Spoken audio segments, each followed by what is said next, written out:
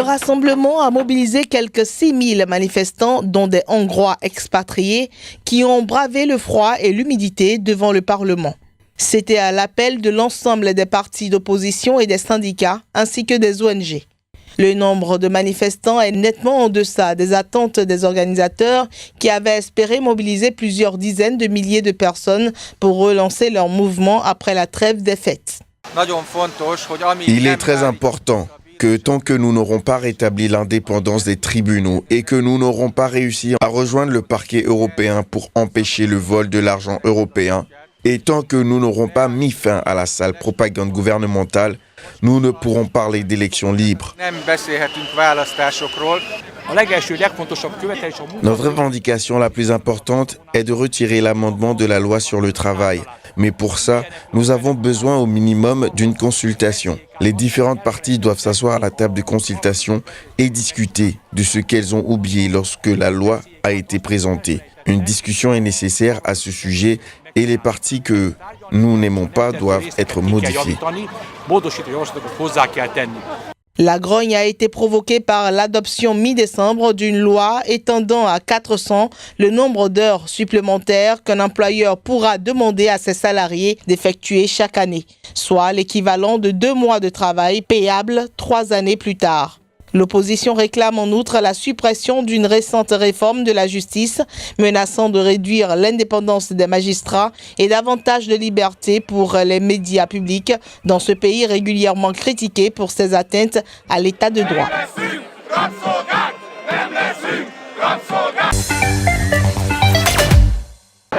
À partir du 10 janvier, Nicolás Maduro usurpera de la présidence et l'Assemblée nationale est en conséquence la seule représentation légitime du peuple.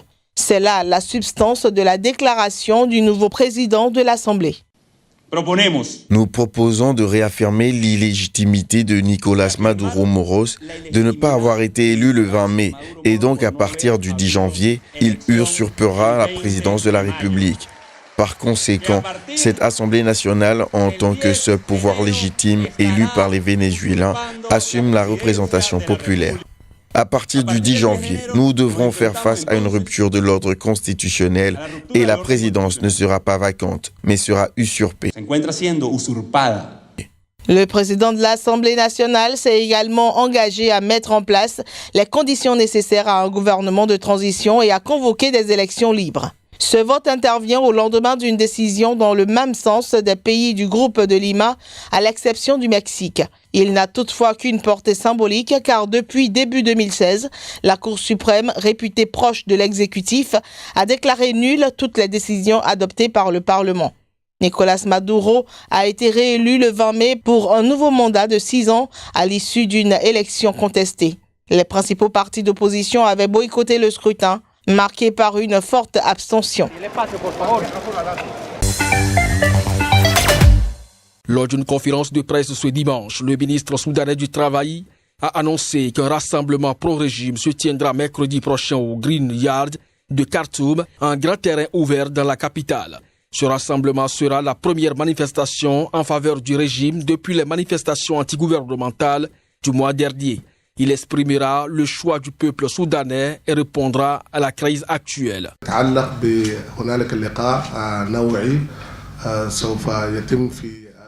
Il y aura un grand rassemblement mercredi à 9h au Green Yard au nom de la paix au Soudan.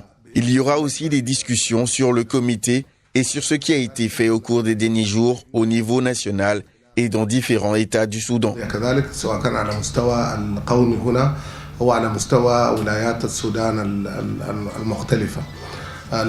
Le Soudan est en proie depuis le 19 décembre dernier à un mouvement de contestation déclenché par la hausse du prix du pain et les pénuries dans un pays en plein marasme économique. Les protestations se sont vite transformées en un mouvement contre le régime du président Omar el-Béchir qui s'est emparé du pouvoir par un coup d'État en 1989. Alors que les autorités soudanaises affirment qu'au moins 19 personnes ont été tuées depuis le début de la contestation, Amnesty International fait quant à elle état de 37 morts.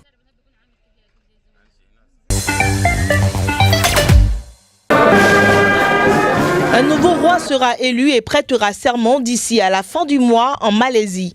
L'abdication du sultan Mohammed V a surpris plus d'un.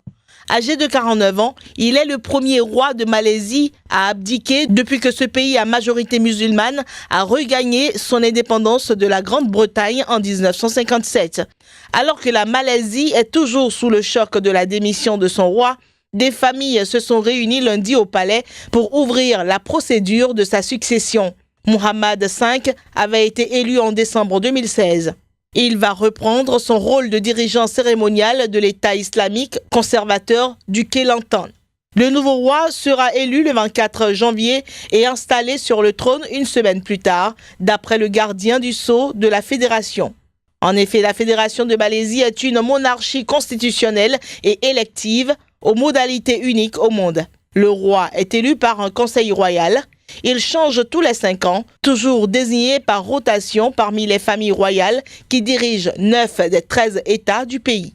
Le rôle du roi est plutôt cérémonial, mais il est très respecté en Malaisie et toute critique est interdite.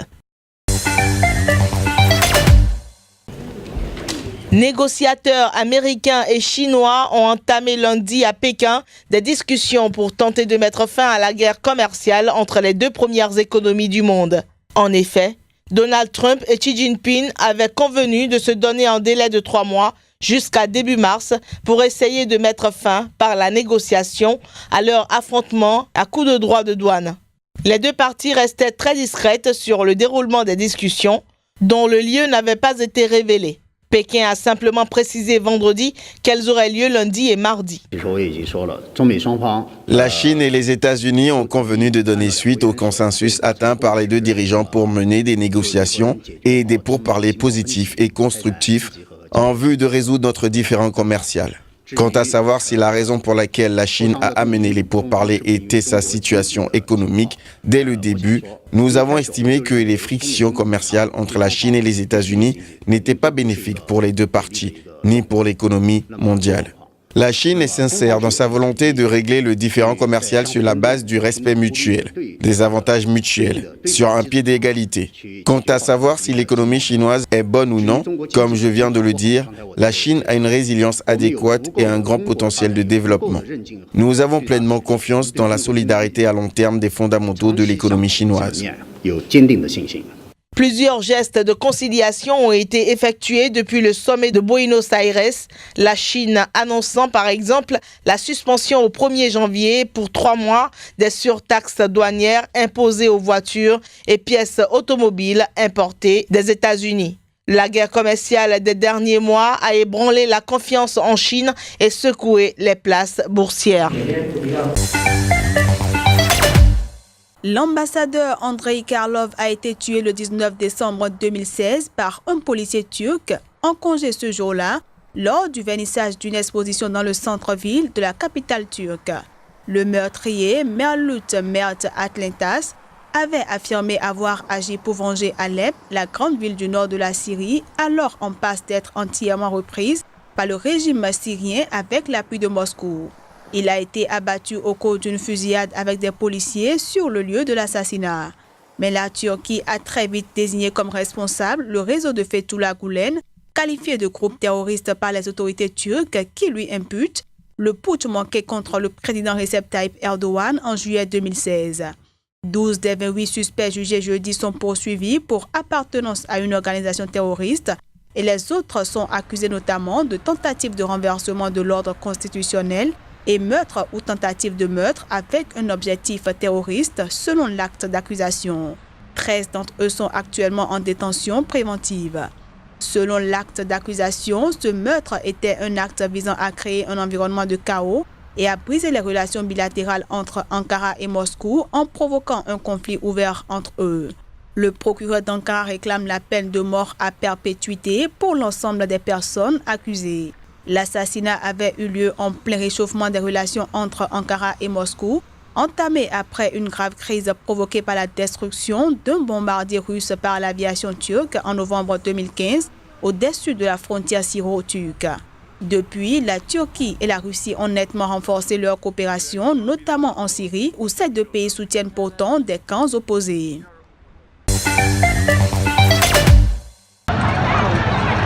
Mardi, le marché principal a fermé et les manifestants rassemblés dans le centre-ville du Soudan ont scandé « Paix, justice, liberté et la révolution est le choix du peuple ». Cette fois encore, la police a tiré des gaz lacrymogènes sur des manifestants qui se préparaient à marcher en direction du siège du conseil local.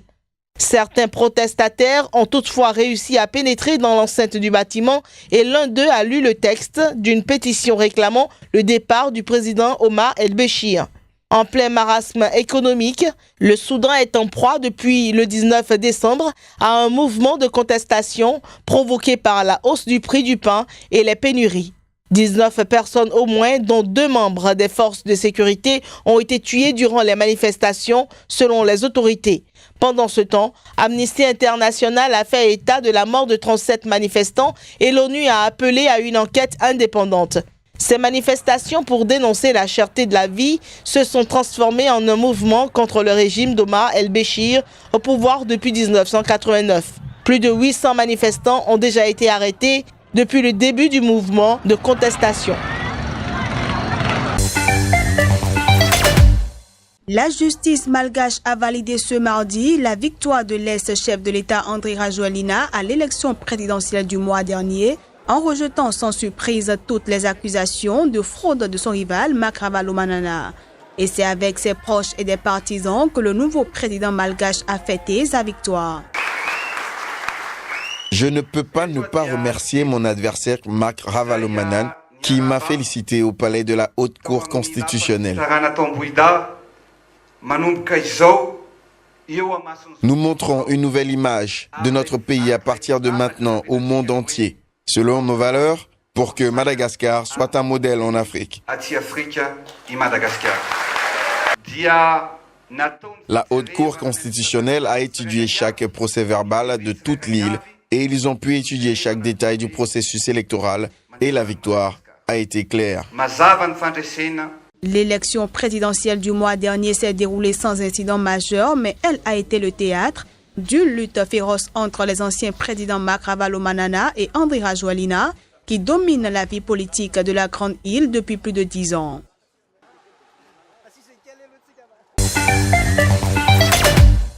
L'ex-ministre mozambicain des Finances a été arrêté la semaine dernière en Afrique du Sud sur ordre de la justice américaine. C'est dans le cadre du scandale dit de la dette cachée de son pays. L'homme qui a comparu mardi en Afrique du Sud a, à l'occasion, sollicité sa remise en liberté immédiate. Âgé de 63 ans, Manuel Chang a été arrêté le 29 décembre à l'aéroport de Johannesburg après sa mise en cause par la justice américaine. Il y est accusé de conspiration à des fins d'escroquerie en ligne, fraude aux assurances et blanchiment d'argent pour avoir autorisé en 2013-2014 des entreprises publiques à contracter des prêts secrets qui ont plongé le Mozambique dans la crise financière. Selon l'acte d'accusation de la justice américaine, ces prêts ont été l'occasion de verser 50 millions de dollars de pots de vin. Ces prêts ont précipité le Mozambique dans sa pire crise financière. Outre Manuel Chang, 4 autres suspects ont été arrêtés le mois dernier dans le cadre de cette enquête, dont 3 anciens banquiers du Crédit Suisse à Londres qui ont depuis été remis en liberté sous caution. Tous risquent une extradition vers les États-Unis. Le parquet général mozambicain a ouvert sa propre enquête sur le dossier. Il a révélé lundi avoir engagé des poursuites contre 18 personnes sans donner leur nom.